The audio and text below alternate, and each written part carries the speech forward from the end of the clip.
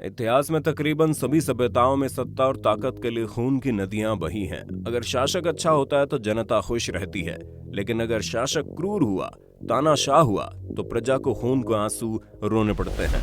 आज हम बात कर रहे हैं चाइनीज सभ्यता की इकलौती महिला शासक वू जेटेन की।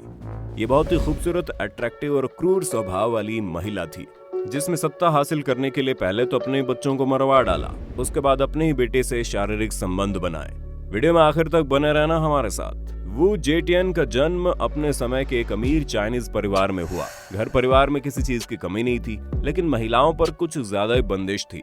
उन्हें शिक्षा के साथ साथ समाज में आर्थिक रूप से खड़े रहने का भी अधिकार नहीं था। वू जेटियन के पिता उसे बचपन से ही काफी प्रेम करते थे और वह चाहते थे कि उनकी बेटी पढ़ लिख कर कुछ काबिल बने। जेटेन का पिता का नाम वू शियू था। पुरानी परंपराओं और लोगों की बातों को एक किनारे रखकर उनके पिता ने अपनी बेटी को शासन प्रशासन से जुड़े सरकारी मामलों, संगीत और कला की दुनिया के विषय में पढ़ाई करवाना शुरू कर दिया।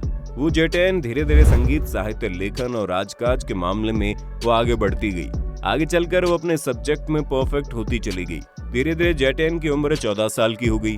वो खूबसूरत और अपने सब्जेक्ट में अच्छी पकड़ रखने वाली थी। एक दिन गाना गाते हुए उस समय के कालीन राजा ताइजांग ने उन्हें सुन लिया। उन्हें जेटेन इतने पसंद आ गई कि उन्होंने उसे अपनी मेड बनाने का फैसला कर लिया। अब जेटेन राजा की उपपत्नी बनने जा रही थी। उसका स्थान रानी से ठीक नीचे होता है। हकीकत में ये राजा की रखैल होती है, लेकिन इन लड़कियों को और उनके परिवार को राज परिवार से जुड़ने का मौका मिल जाता है। रानी के बाद राज दरबार में जेटेन का नंबर था। बहुत खूबसूरत और आकर्षक होने के साथ साथ संगीत कला में माहिर जेटेन ने धीरे धीरे अपने प्यार का जाल राजा के आसपास कुछ ऐसा बुना कि राजा उस पर फिदा हो गया। जब राजा बीमार पड़े तो उसके आसपास रहकर जेटेन ने जहां एक तरफ उनकी काफी सेवा की, वहीं राजकाज में अपनी स्थिति को मजबूत बना लिया। सम्राट ताइजू के बाद उनके बेटे लीजू भी उसके उत्तराधिकारी थे। एक दिन लीजू राजा के पास उनके दरबार में आए, जहां उन्होंने जेटेन को देखा। जेटेन की खूबसूरत और आकर्षकता को देखकर वो उस पर लट्टू हो गए। धीरे धीरे जेटेन को भी ये बात समझ में आ गई कि राज्य का उत्तराधिकारी उसके रूप के जाल में फंसने के लिए बेताब है। फिर क्या था, जेटेन ने अपने रूप के जाल का एक छोर ली की तरफ फेंक दिया और वो उसमें फंस गया। दोनों के बीच शारीरिक संबंध बन गए और ये सिलसिला लगातार चलता रहा। ली जेटेन का रिश्ता राजा की पीठ के पीछे चल रहा था। 649 ईसा पूर्व जब राजा की मृत्यु हुई, तब ली राजा बना। उसे गांव जोंग की उपाधि से सम्मानित किया गया। उस वक्त का यह नियम था कि अगर कोई राजा मर जाता था तो उसकी सारी की सारी पत्नियों और उपपत्नियों को विधवा का वेश धारण करके अलग आश्रम में रहना पड़ता था। कुछ ऐसा ही जेटेन के साथ हुआ, लेकिन उसे ये जिंदगी रास नहीं आ रही थी। उसे इंतजार था ली के सम्राट बनने का। इसके बाद 650 ईसा पूर्व ली सम्राट बन गया। इसके बाद उसने जेटेन को विधवा आश्रम से अपने पास बुला लिया। सैनिक जेटेन को सम्मान से राजमहल ले आए। इसके बाद जेटेन ली की पहली उपपत्नी बनी। ये ली यानी गाओ जोंग की पहली उपपत्नी बनी। इसे जोई की उपाधि मिली। उस समय ये उपाधि राजा की पहली उपपत्नी को दी जाती थी। ली यानी सम्राट गाओ जोंग की ऑफिशियल वाइफ वांग थी, जिसे वो ज्यादा ही पसंद नहीं करता था।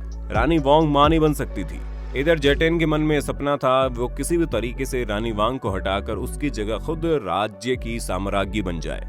ईसा पूर्व साल 654 में जेटेन ली के बच्चे की मां बनी। उसने सोचा वो राज्य को वारिस दे रही है, इसलिए राजा की नजरों में उसके नंबर बढ़ जाएंगे, लेकिन हकीकत में उसे एक लड़की पैदा हुई। जेटेन की चाल पूरी तरह से उल्टी पड़ गई। गुस्से में आकर उसने अपनी बेटी का गला दबाकर उसे मार दिया, लेकिन उसका इल्जाम रानी वांग पर लगा दिया। उसने ये कहा कि रानी के बच्चे नहीं पैदा हो रहे, इसी जलन में उसने मेरे बच्चे की हत्या कर दी। राजा को जेटेन की बात पर यकीन हो गया और उसने रानी वांग को उसके पद से हटा दिया। रानी जेल चली गई और उसी की जगह पर अब वू जेटेन पूरे साम्राज्य की महारानी बन गई। ईसा पूर्व साल 655 में महारानी वू जेटेन ने 2 लड़कों को जन्म दिया। जेटेन उस समय उस साम्राज्य में राजा के बाद सबसे शक्तिशाली बन गई थी। उसके पास सबसे अधिक न्यायिक शक्ति आ गई, लेकिन वो क्रूर और खतरनाक स्वभाव की महिला थी। इतिहासकार बताते हैं ये वो समय था जब तांग साम्राज्य अपने शिखर काल में था और महारानी की ताकत धीरे धीरे सभी क्षेत्रों में बढ़ती चली जा रही थी। उसका प्रभुत्व लोगों पर अपनी धाक जमा रहा था। 18 से ज्यादा सालों तक उसने न्यायिक प्रक्रिया पर अपनी नजर बनाए रखी। जब भी राजा न्याय के सिलसिले में कहीं और जाता था तो ये भी उसके साथ ही जाती थी। रानी ने अपनी राज मुद्रा भी बनवा ली ताकि किसी भी सरकारी दस्तावेज को उसकी मंजूरी मिले बिना वैध नहीं माना जाए। कंडीशन यहाँ तक हो गई कि सम्राट ली भी कोई भी डिसीजन कंफर्म करने से पहले रानी से डिस्कशन जरूर करते थे। ईसा पूर्व साल 683 में सम्राट ली की मृत्यु हो गई। इसके बाद वू जेटियन के हाथ में सारी सत्ता आ गई और उसने अपने बेटे ली जे को झांग जांग की उपाधि देते हुए सम्राट घोषित कर दिया। लेकिन उस समय झोंग जांग ये समझ चुका था कि उसे अपनी माँ की कठपुतली बनकर रहना होगा।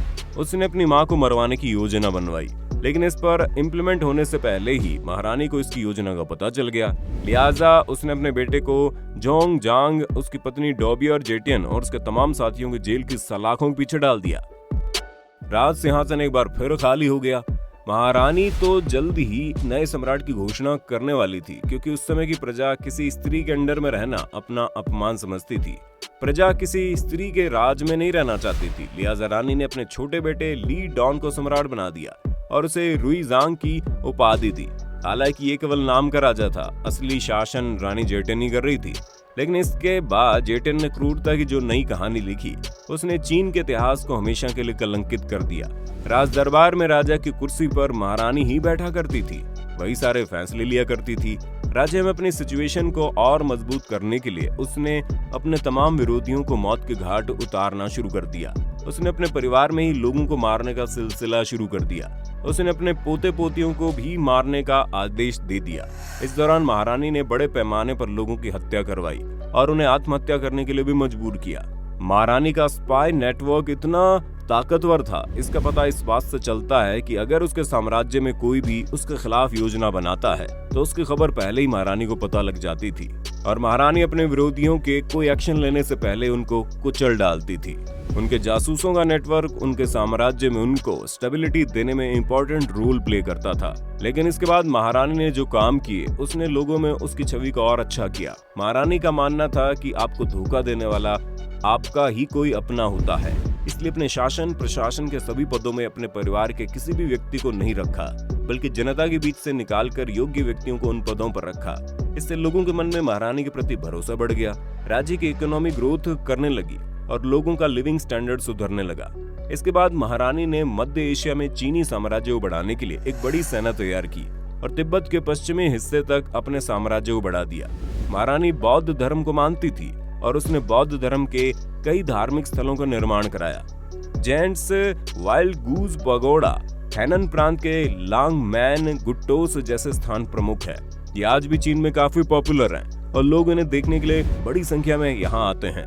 ईसा पूर्व सन 690 के बाद महारानी की सत्ता पर पकड़ ढीली होने लगी और इसका कारण महारानी का अय्याश स्वभाव। सत्ता पर सख्ती से पैर जमाने के बाद उसकी इच्छा थी वो अमर हो जाए। वो मानती थी कि अगर वो अपने से कम उम्र के पुरुषों के साथ शारीरिक संबंध बनाती है तो वो अमर हो सकती है और इसलिए वो इस तरह की रंग रलियों में बिजी रहने लगी।